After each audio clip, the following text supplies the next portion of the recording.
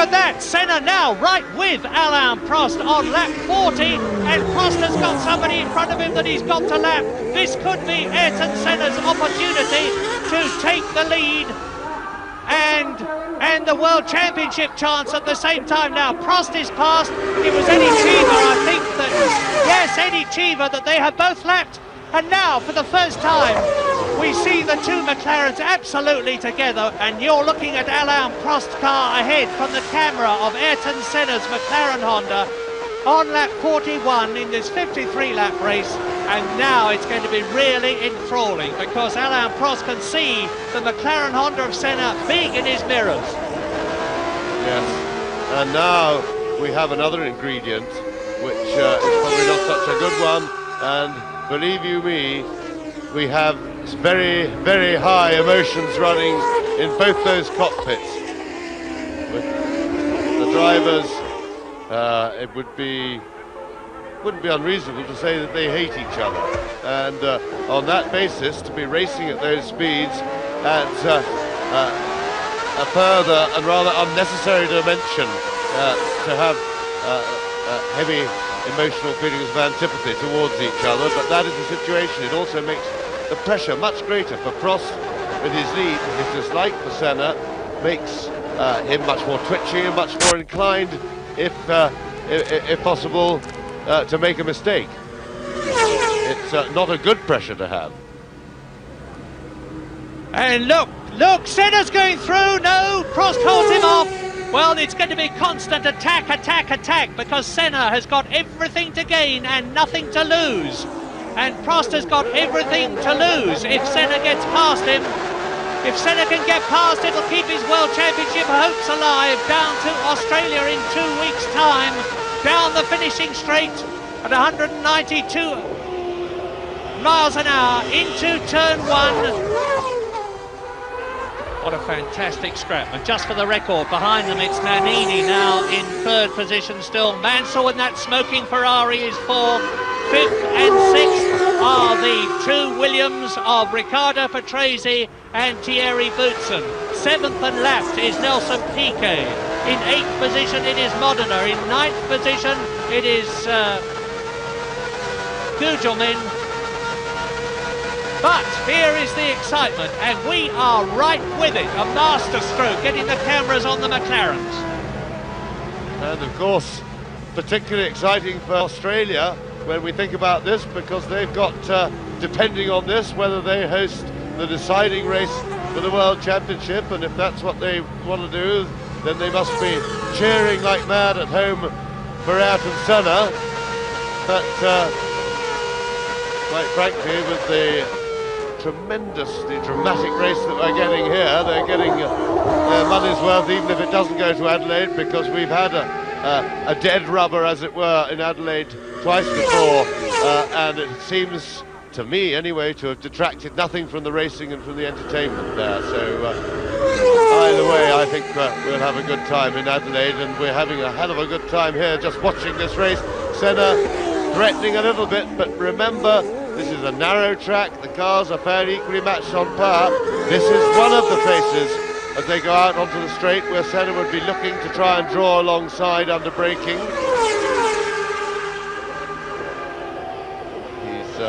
He's being big at Prost in the mirrors, but it's a little bit of a quick flick there for any heroics.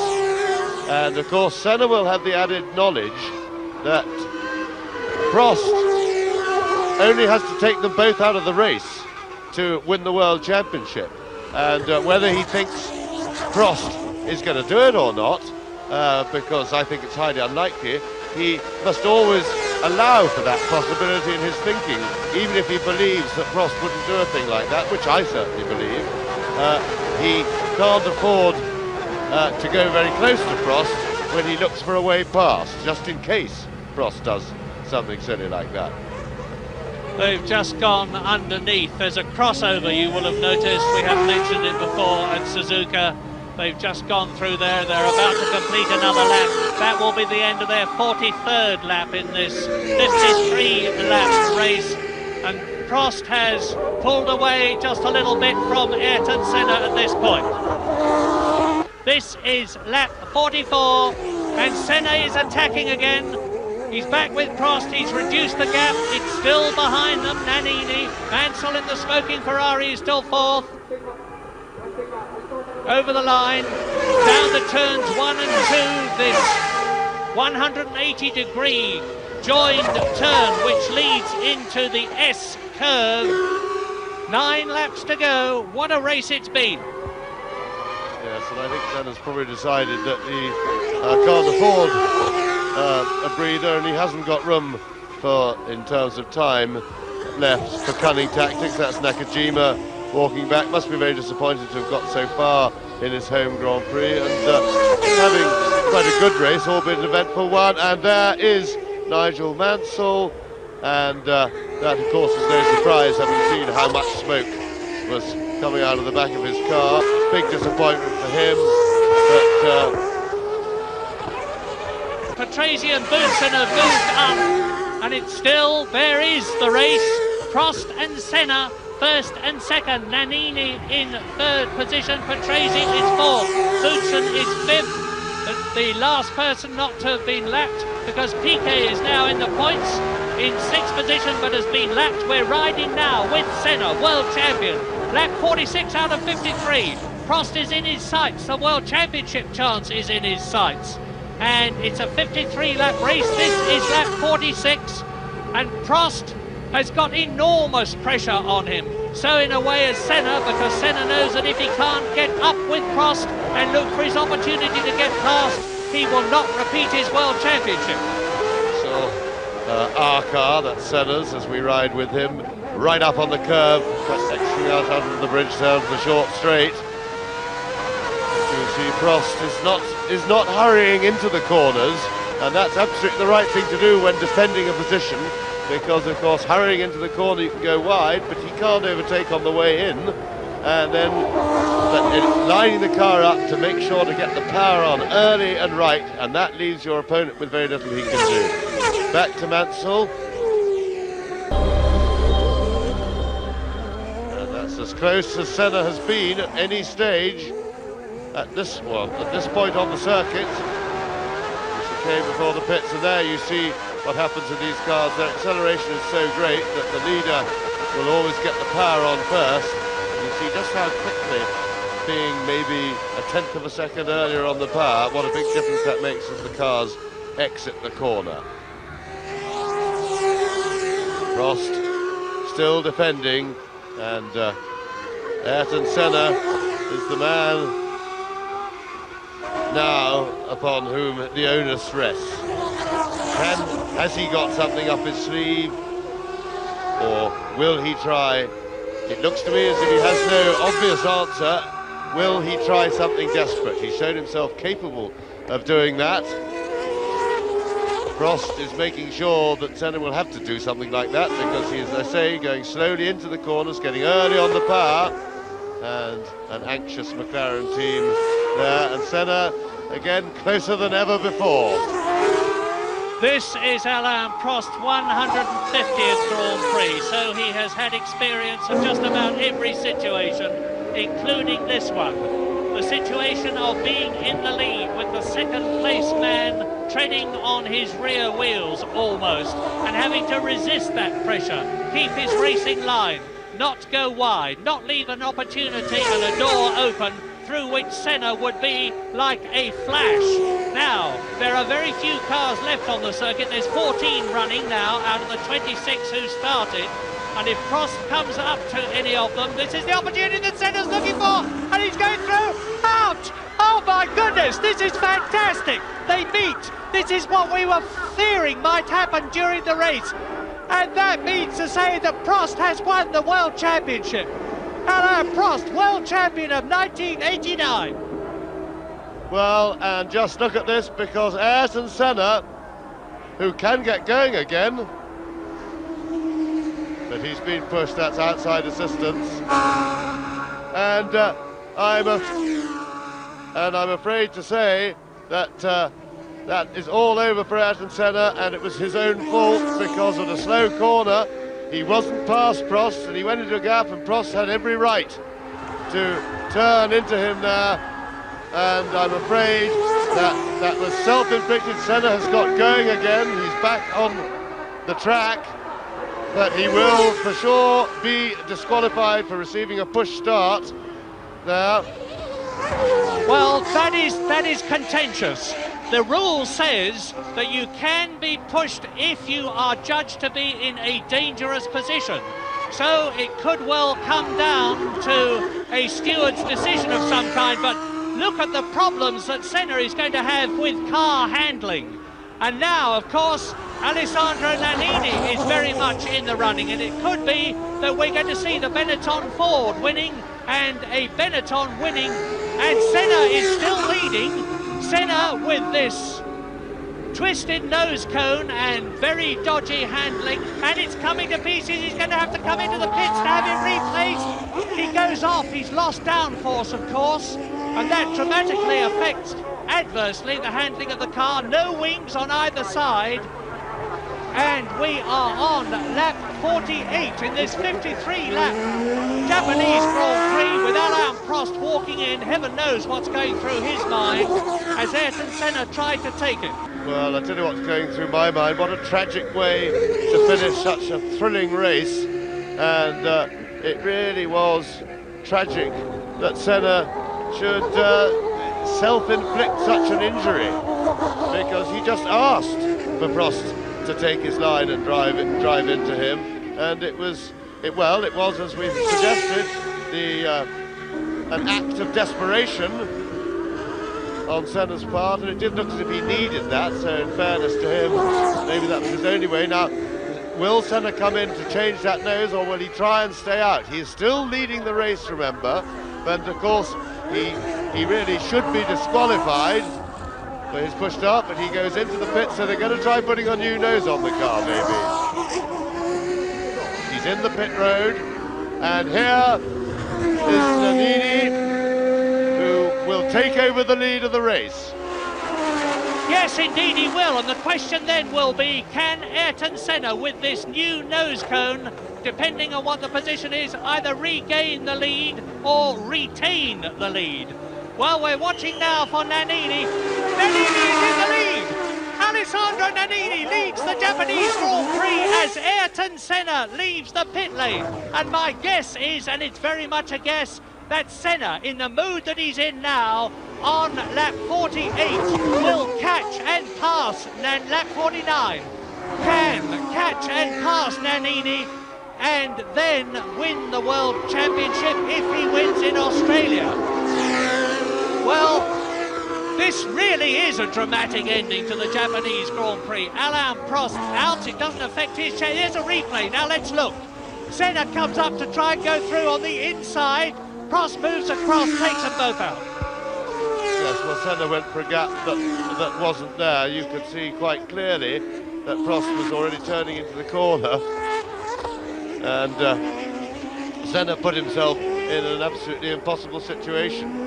But he was lucky, because at least he was able to get back into the race with the help of the marshals.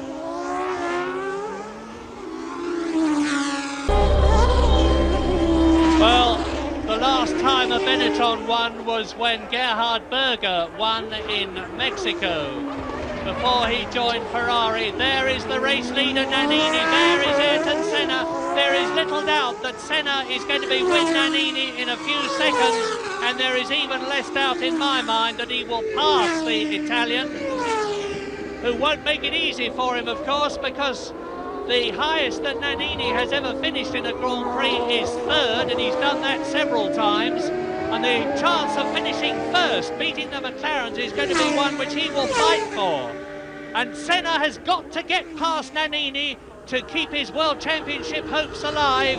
If he goes down to Australia, having won in Japan, and then he won in Australia, he would win the World Championship.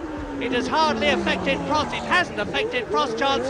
But now Nannini and Senna together on lap 50. There are 3 laps to go at the end of this one, which they're about to finish. 3 laps to go now, and we're about to see Ayrton Senna retake the lead. I think he's got vastly superior power from his V10 Honda engine on its home ground in comparison with the V8 of Nannini's Benetton Ford.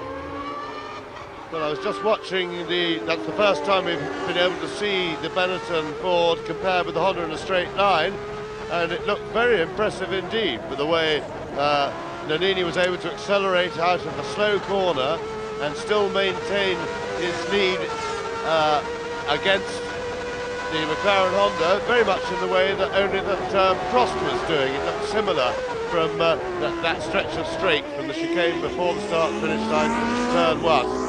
So, as the team have said that Nannini's the new Ford engine they're very pleased with, that certainly seemed to ring true. The new engine looked good then.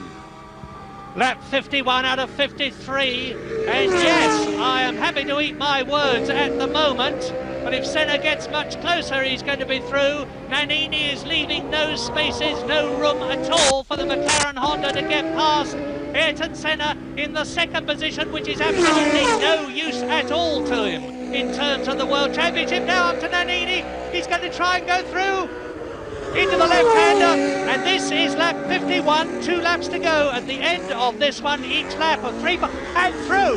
Now, Nannini smokes up, Ayrton Senna leads at the conclusion of lap 51 in this absolutely riveting Japanese Grand Prix with 2 laps to go, notwithstanding the fact that he's gone into Prost, had a new nose cone.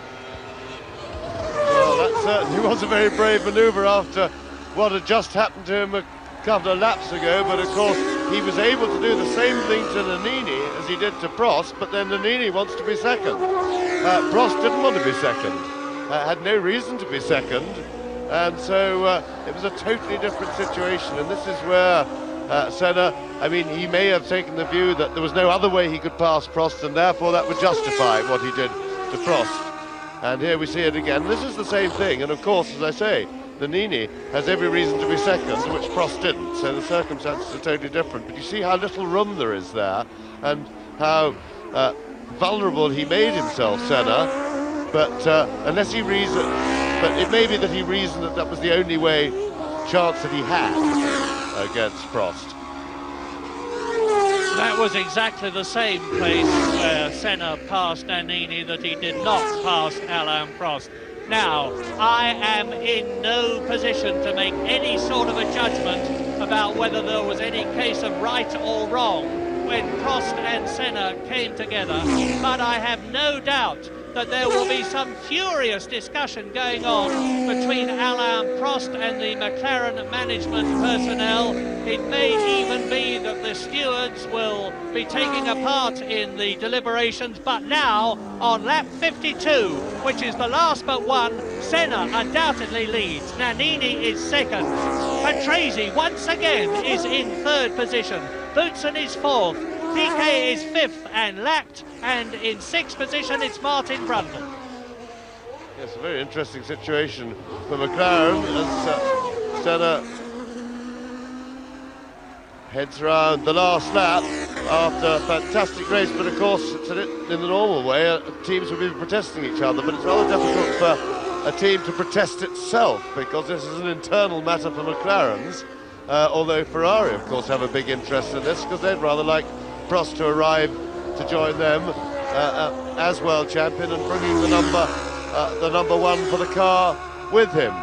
But having said all that, and as we speak, Alain Prost is in race control talking to Jean-Marie Balestre, the president of FISA, so the politics may have started already because I don't think they're going to go away quickly, but suffice it to say this has been an absolutely enthralling race. We saw a quite outstanding drive from Alain Prost with all the old spark and everything. We've seen Ayrton, the very best fighting speed come out of Ayrton Senna, and at the end of the day he took the risk maybe with Alain Prost. He's received a push start and we know that should get disqualification, but what should happen and what does happen in Grand Prix racing, recent events have clearly underlined bear no or very little relation to each other. So a marvellous drive by Ayrton Senna, and he comes through to win the race on the road. And And hold on to your hats, Australia, because it could well be that the World Championship is going to be decided at Adelaide in 2 weeks' time. But Ayrton Senna wins in Japan. Is there going to be a steward's inquiry? Alain Prost will have one if he can, but Nannini, just behind Ayrton Senna, in a magnificent finish, takes his highest ever place, second. The two Williams cars of Riccardo Patrese and Thierry Boutsen, third and fourth. Nelson Piquet lapped but fifth. And then, unseen by any of us because of the battle for the lead, Martin Brundle in sixth position.